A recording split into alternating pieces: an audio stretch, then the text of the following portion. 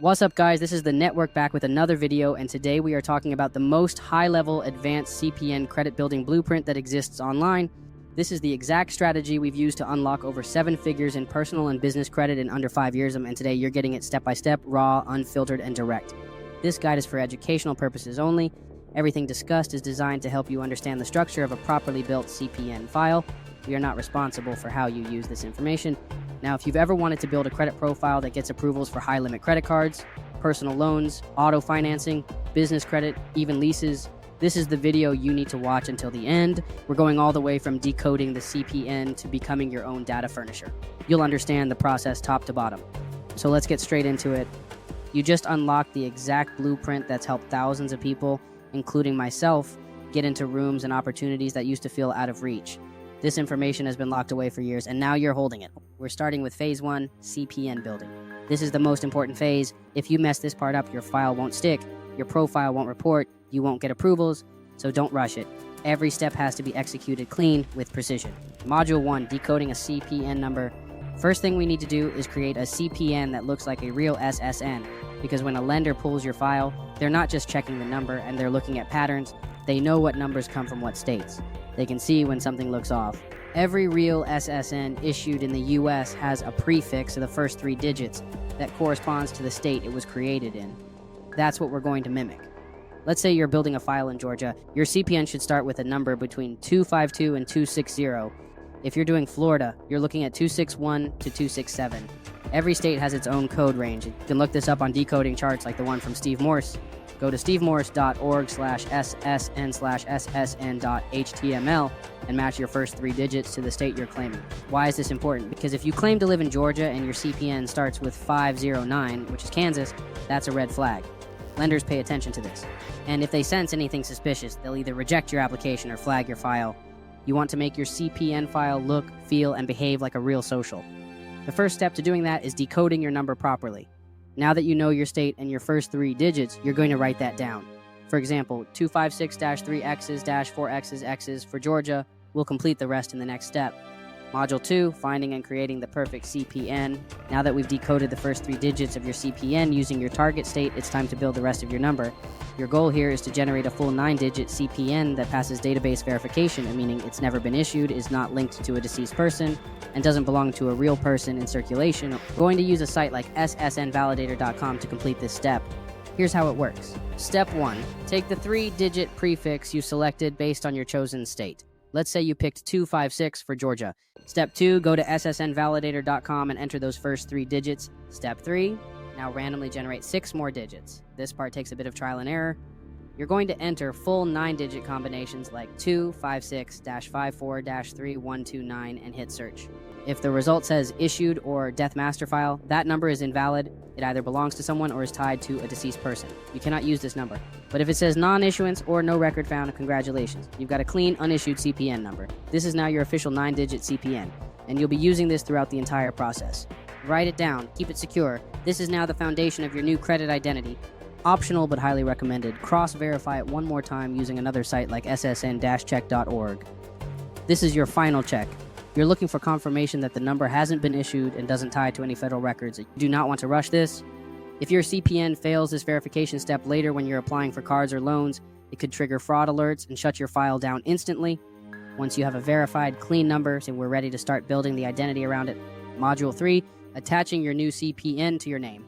Now that you've created a valid, clean 9-digit CPN number, it's time to start building the identity around it. And this is where people mess up. If you don't attach your CPN to the right personal details, or worse, if you reuse old information tied to your real SSN, you risk cross-pollinating the profiles. That's how people get denied, flagged, or worse, merged with their real credit file. You do not want that, so listen closely. Step 1, choose a brand new address. This address must have no connection to your personal credit history. No mail, no bills, no packages ever sent there in your name. Ideally, use a friend or family member's house or rent a P.O. box with a real street address, not a box number. If it's a P.O. box, it must be a physical address forwarding service, not a standard USPS P.O. box. The address should be in the same state as your decoded CPN prefix. Keep the geography consistent. If your CPN starts with a Georgia prefix, your address should also be in Georgia. Step 2, get a new phone number. Do not use any VoIP apps like Text Now, Google Voice, or anything that uses a virtual phone number. Lenders know those numbers and automatically flag them as suspicious. Instead, go buy a cheap prepaid phone from Metro PCS, AT&T Prepaid, T-Mobile, or Cricket Wireless. Activate it with your new name and new address tied to the CPN. Make sure the area code matches the city you're claiming. This phone will be tied to your CPN profile, so keep it active. Step 3. Create a new email. This email should sound real and match the name on your CPN. If your name is Jamie Scott, make an email like jamiescottfinance@gmail.com or jamie.scott.official@yahoo.com. Do not use an email you've ever used before. Everything about this identity needs to be brand new. Step 4. Write down your background profile. You'll be using this data on every application from this point forward. Consistency is key. Here's a template. Annual income, $90,000 to $110,000. Don't go above. It'll mess with your DTI ratio later. Time at current address, 5 years, 5 months. Employment type, self-employed. Time on job, 5 years, 5 months. Industry, marketing, tech, e-commerce. Keep it simple and flexible. Job title, consultant, owner, or managing director. Now lock that in. From here on out, every application you fill out must use this exact same data. Your name, CPN number, phone number, email address, income, and job all have to match. No exceptions. Lenders look for inconsistencies. If you change one thing between applications, it throws off the file and increases your chance of denial. Remember, consistency equals credibility. You're now one step closer to turning this profile into an 800-plus credit file with real-world funding power, and we're just getting started. Module 4, try merging your CPN number with the credit bureaus. So you've built your identity. The CPN is decoded, clean, and verified. Your name, address, phone, email, and income profile are all locked in and consistent. Now you need to get your CPN recognized by the credit bureaus. This is called try merging. And it's not about asking the bureaus to add your number. They won't. Instead, we trigger the bureaus to generate a file by applying for credit using your new profile. Even though you'll be denied, the inquiries themselves are what matter. They're like digital footprints that tell Experian, TransUnion, and Equifax, hey, this identity is out here applying for credit, so build a file for it. Here's how we do it step by step. You're going to apply to a mix of lenders and loan sites, each one designed to hit a different bureau. But pay attention, you only need about 4 to 5 total inquiries. Too many too fast and you'll look desperate, and that's the worst look in this game. Apply to these sites using your new CPN identity, www.myautoloan.com. Apply for an auto loan with your new profile. Use your real-looking name, address, income, job, and of course your CPN as the SSN. You will be denied. This is good. The inquiry gets posted to your CPN file. This site reports to TransUnion, www.badcreditloans.com. Apply for a $10,000 personal loan. Same exact profile info as above. You will be denied. Again, we just want the inquiry. This site often hits Equifax, www.capitalone.com. Apply for the Venture Rewards card. This is a high credit applicant card where I intentionally pick a premium option. You'll be denied, but the inquiry gets recorded. Capital One reports to all 3 bureaus, which is ideal. www.americanexpress.com. Apply for the American Express Gold or Platinum at Amex's high levels. Don't apply unless the rest of your CPN profile is already tight. You'll be denied, but Amex pulls Experian, and the inquiry still registers. www.drivetime.com. Apply for a vehicle loan. This site is slightly more lenient and may actually approve you, but you're still not going to walk in and claim the loan. This is just to help try merge. DriveTime inquiries show up on TransUnion. www.roadloans.com, and another auto lender, same process. Apply for anything with a decent price tag. They might approve you too, but again, you're only using the inquiry. Road Loans also hits Equifax or Experian depending on state. Important. Space these out. Don't do all of them in one day. Ideally, spread them out across 3 to 4 days. Why? Because applying for too many accounts in a short window will make it look like you're in a financial crisis. You don't want that energy on your file. You want to look like someone casually testing the market for a high-limit opportunity. Also, make sure every application you submit uses the exact same info you wrote down in Module 3. One mismatch, like a different job title or a misspelled name, and your inquiries won't link properly. If they don't link, your file won't merge. What happens next? After these applications, your CPN will now have 3 to 5 inquiries on record. That's your foundation. This is what tells the bureaus, this person is seeking credit, let's build a file. Once those inquiries hit, usually within 48 to 72 hours, you now officially have a tri-merged CPN with all 3 bureaus, TransUnion, Experian, and Equifax. You may even start getting random emails and calls from lenders you applied to. Ignore them. That means the system is working. The bureaus are tracking the identity. And from this point forward, every move you make builds your credit score. Module 5, opting your CPN into public records.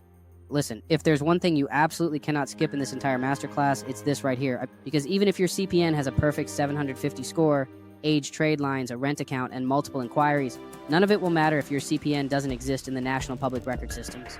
Lenders and credit issuers, especially for auto loans, mortgages, and high-limit personal cards, cross-reference your identity using third-party databases like SageStream, LexisNexis, and EDA records.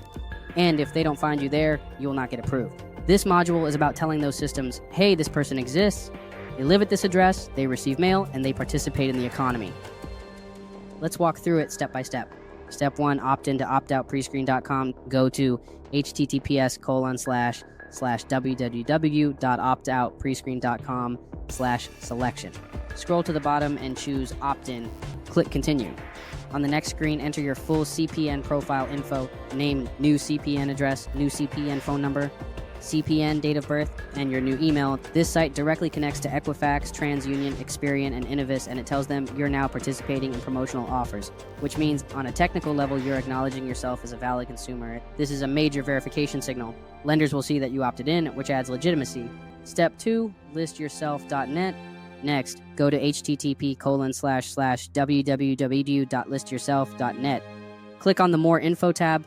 Enter your CPN profile again. Name, CPN phone number, CPN address, CPN email. This site connects to directory assistance listings, but meaning your name and number will show up when creditors verify phone records. This one sounds simple, but it's huge, especially for auto approvals, store cards, and department line applications. When the system sees your name and number listed in public directories tied to your address, it reduces the fraud risk flag dramatically. Step 3, SageStream opt-in. This is big. SageStream is one of the hidden databases that lenders use to verify identity. It holds behavioral and profile data for millions of consumers, and the only way to get your CPN recognized in the system is to opt yourself in manually. Go to https://forms.sagestreamllc.com/optself. Fill out the full form using your CPN identity, full name, address, phone, date of birth, CPN number. Once submitted, it can take about 5 to 7 days for your identity to go live in SageStream, but once it does, this alone can be the difference between a $500 store card and a $5,000 personal loan. Step 4, sign up for rewards programs with and without credit offers. This is where we flood the internet with activity under your CPN identity. Start with store rewards programs that offer credit, things like BestBuy.com, Macy's, Saks Fifth Avenue, Nordstrom, Home Depot, Target, Lowe's, Dick's Sporting Goods. Sign up using your full CPN profile. This tells the system that you're engaging in e-commerce behavior like a real consumer.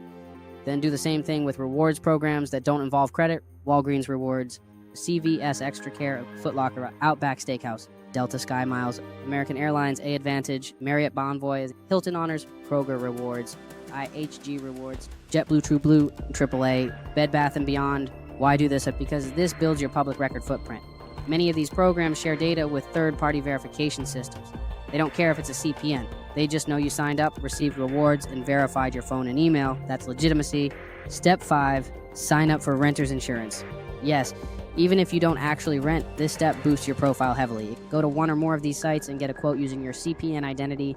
https://www.geeko.com/ https://www.progressive.com/ https://www.statefarm.com/ https://www.libertymutual.com/ https://www.allstate.com/ You don't have to complete the policy.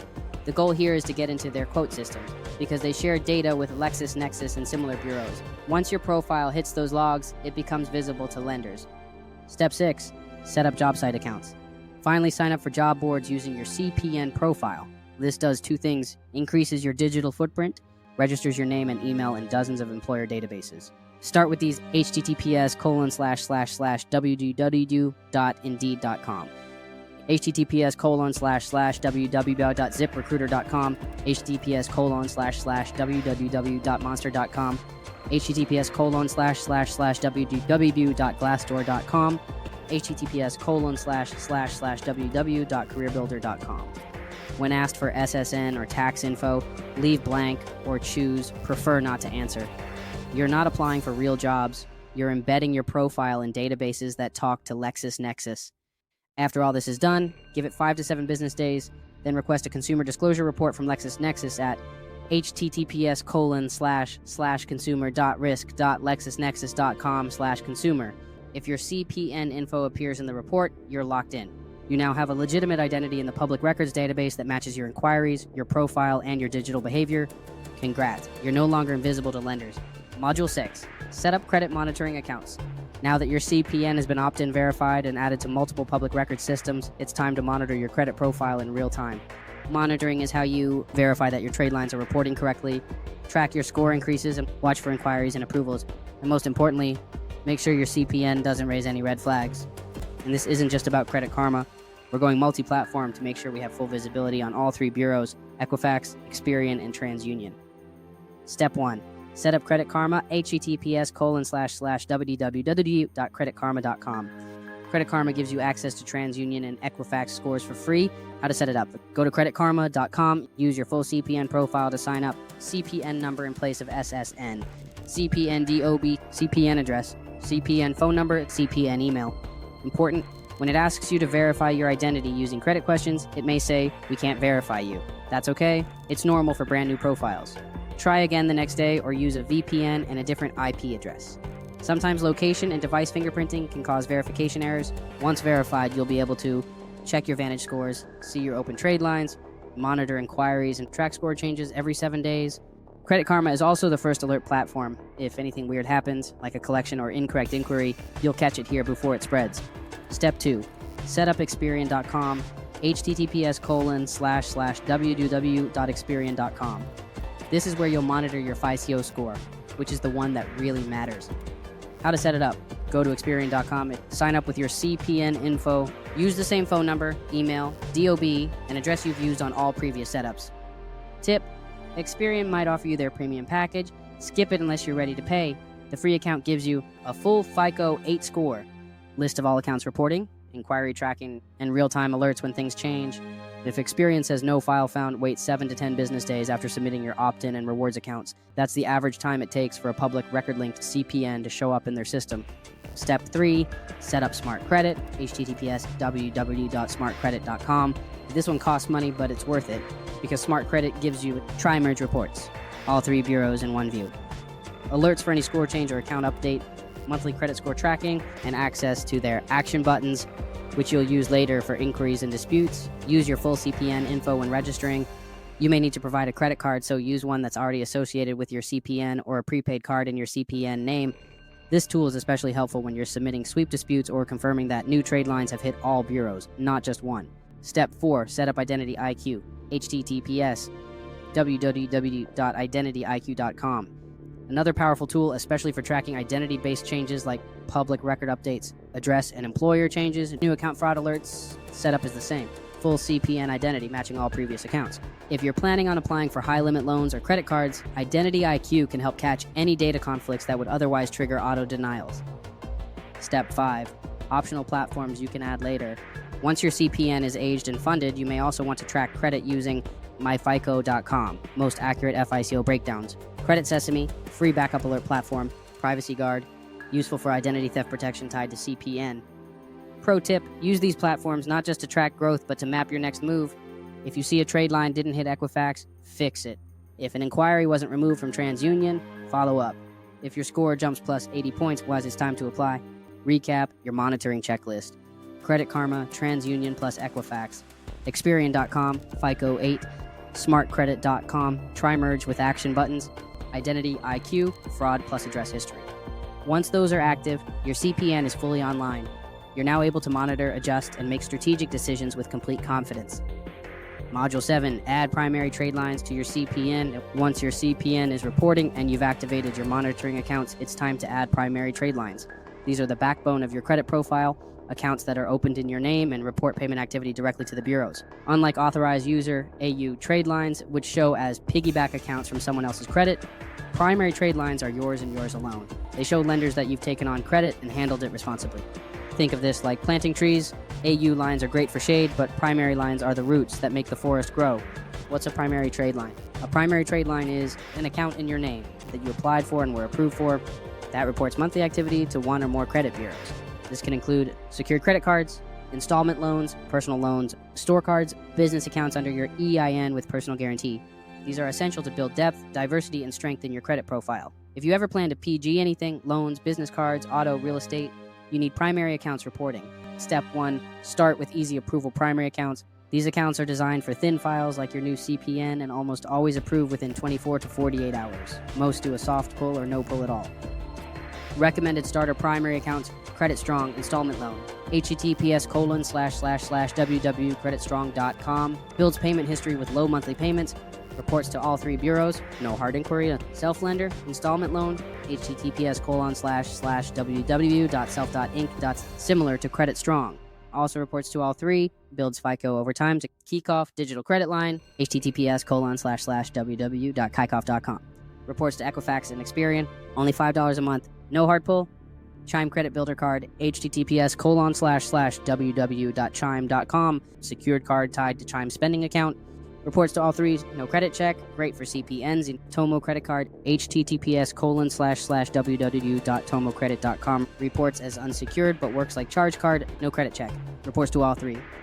Strategy tip, space these out 5 to 7 days apart so they each report naturally and don't trigger fraud flags. You want them to look like a normal human applied, not a bot flooding apps. Step 2, use Net 30 business vendors, optional. If you already created your business entity tied to your CPN's EIN, you can build business credit primary trade lines too. Recommended Net 30 vendors, Uline, Quill, Summa Office Supplies. Use your business name, CPN-backed EIN, and business address. Order small supplies and pay on time. These report to business credit bureaus like D&B and Experian Business. Even if these don't report to your personal CPN report, they're powerful if you plan to PG business loans or cards later. Step 4, mix in authorized user trade lines. Once your primaries are reporting, you can supercharge your profile by adding AUs. Choose age trade lines, 2+ years. With low utilization, 10%, and perfect payment history. Want access to aged AU bundles? We provide 2 trade line bundles inside our CPN starter kit. Just ask at the network team on Discord. Step 5, let your profile season. Now you let the credit profile marinate for a minimum of 30 to 60 days.